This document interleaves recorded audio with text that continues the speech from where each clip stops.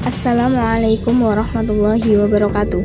Perkenalkan, kami dari kelompok 9 yang beranggotakan yang pertama saya sendiri, Linda Amelia Khairul Latifah, yang kedua Yesi Cahyani Putri, yang ketiga Royhan Bedru Suja, yang keempat Giska Mendika, yang kelima Helmi Novista Amalia, dan yang terakhir ada Muhammad Reza Aulia Al-Mahdi. Kami akan mempresentasikan hasil diskusi kami yang berjudul Helping. Tindakan menolong atau helping behavior menurut Waxman and Douglas adalah setiap tindakan yang lebih memberikan keuntungan bagi orang lain yang membutuhkan daripada terhadap diri sendiri. Sedangkan menurut Dovidio and Pinor, menolong atau helping adalah suatu tindakan yang bertujuan menghasilkan keuntungan terhadap pihak lain. Sedangkan Michener and Delamater mendefinisikan menolong atau helping sebagai tindakan yang mendatangkan kebaikan atau meningkatkan kesejahteraan bagi orang lain yang membutuhkan. Helping didasari atas beberapa hal. Dalam psikologi diutarakan dengan beberapa teori diantaranya. Satu, teori empati, menjelaskan adanya hubungan antara empati dengan tingkah laku menolong, serta menjelaskan bahwa empati adalah sumber dari motivasi altruistik. Dalam hal ini, empati adalah respon afektif dan kognitif. Di sini komponen afektif berarti seseorang dapat merasakan apa yang orang lain rasakan, dan dengan komponen kognitif seseorang mampu memahami apa yang orang lain rasakan berserta alasannya. 2. Teori norma sosial.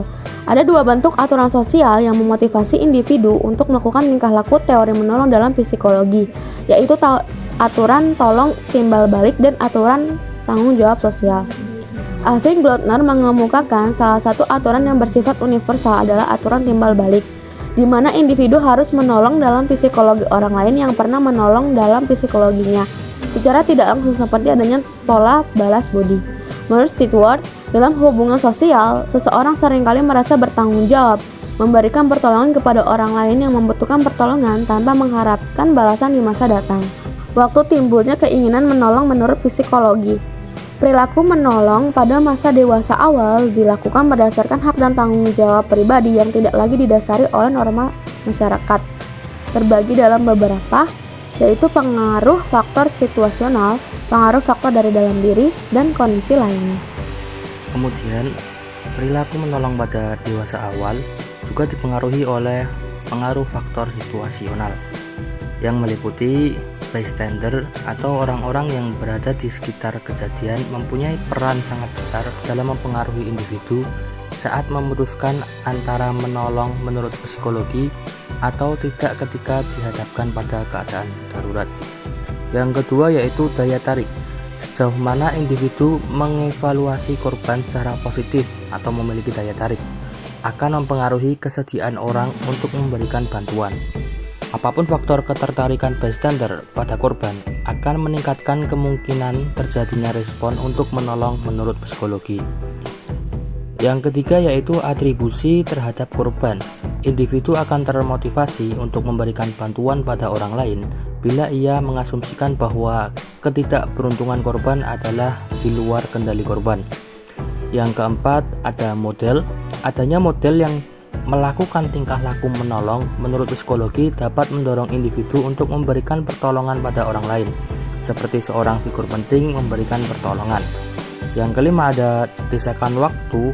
Orang yang sibuk dan tergesa-gesa cenderung tidak menolong menurut psikologi, sedangkan orang yang punya waktu luang lebih besar kemungkinannya untuk memberikan pertolongan kepada yang memerlukannya.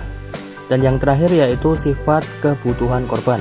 Kesediaan untuk menolong menurut psikologi dipengaruhi oleh kejelasan bahwa korban benar-benar membutuhkan pertolongan.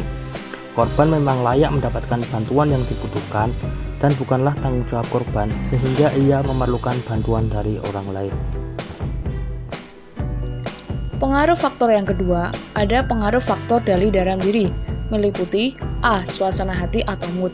Emosi individu dapat mempengaruhi kecenderungannya untuk menolong menurut psikologi. Maka dari itu, individu cenderung akan menolong menurut psikologi individu lain bila mana suasana hatinya sedang baik. B. Sifat. Individu yang mempunyai sifat pemaaf akan mempunyai kecenderungan mudah menolong menurut psikologi. Jika situasi menolong menurut psikologi dapat memberikan penghargaan bagi dirinya, maka ia akan meningkatkan tingkah laku menolong menurut psikologinya. C. Jenis kelamin. Peranan gender sangat bergantung pada situasi dan bentuk pertolongan. Kecenderungan untuk menolong menurut psikologi pada remaja perempuan lebih besar daripada remaja laki-laki. D. Tempat tinggal. Individu yang tinggal di daerah pedesaan lebih penolong daripada yang tinggal di daerah perkotaan. Lingkungan tempat tinggal mempengaruhi individu menjadi penolong. E. Pola asuh. Pola asuh di dalam keluarga yang bersifat demokratis cenderung mau membentuk anak menjadi penolong. Sebaliknya, pola asuh di dalam keluarga yang bersifat liberalis cenderung menjadi enggan menolong menurut psikologi. Kemudian, ada pula kondisi tertentu yang mempengaruhi munculnya sikap helping. Pertama, adanya situasi darurat dan rasa tanggung jawab setiap individu. Hal ini meningkatkan sikap menolong secara psikologis. Individu yang berada dalam keadaan bahaya cenderung lebih diutamakan untuk ditolong. Kedua, meningkatnya rasa bersalah dan menciptakan self-image yang positif pada penolong. Hal ini juga sangat potensial untuk meningkatkan kemungkinan munculnya pertolongan. Ketiga, melalui kegiatan amal dan memberi dukungan pada individu-individu yang melakukan sikap menolong secara psikologis, seperti mensosialisasikan pentingnya menolong secara psikologis, baik menolong sesama manusia maupun menolong sesama makhluk hidup. Kemudian, ada pula kegiatan menolong paling kuat dalam kehidupan sosial. Pertama, perlindungan kerabat.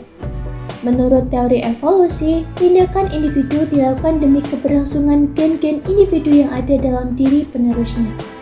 Di sini, menurut Myers, individu tua yang mengutamakan kesejahteraan anak daripada kesejahteraan dirinya sendiri, gennya akan mempunyai peluang lebih besar untuk bertahan dibandingkan individu tua yang mengabaikan anaknya. Myers 1996. Lalu yang kedua ada timbal balik biologik. Dalam teori evolusi terdapat prinsip-prinsip timbal balik, yaitu menolong secara psikologi untuk memperoleh pertolongan kembali. Sarwono 2002.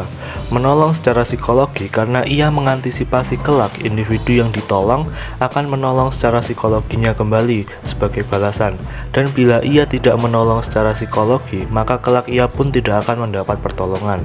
Kondisi yang membuat orang terancam menerima pertolongan, yang pertama, individu dengan harga diri tinggi cenderung bereaksi negatif. Yang kedua, kesan bahwa penerima pertolongan merupakan orang yang inferior. Yang ketiga, bentuk hubungan dengan isi pemberi pertolongan dan situasi di mana perilaku menolong dilakukan. Sekian presentasi dari kelompok kami, kurang lebihnya kami mohon maaf. Terima kasih. Wassalamualaikum warahmatullahi wabarakatuh.